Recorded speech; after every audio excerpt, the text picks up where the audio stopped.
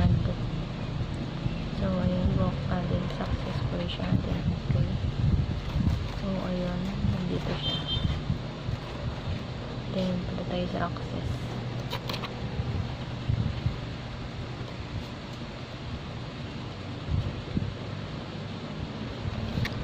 So, ayun, nandito siya.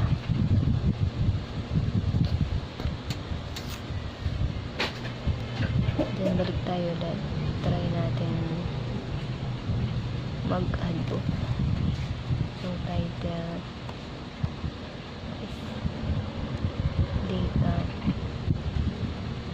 structure. And then, order naman Mr. Kennedy.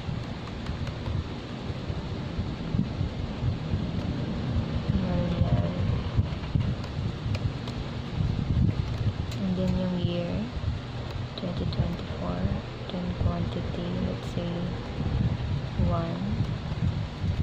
Then, add book. So, successful niya ulit. So, ayun, dito siya. Pwede tayo sa access.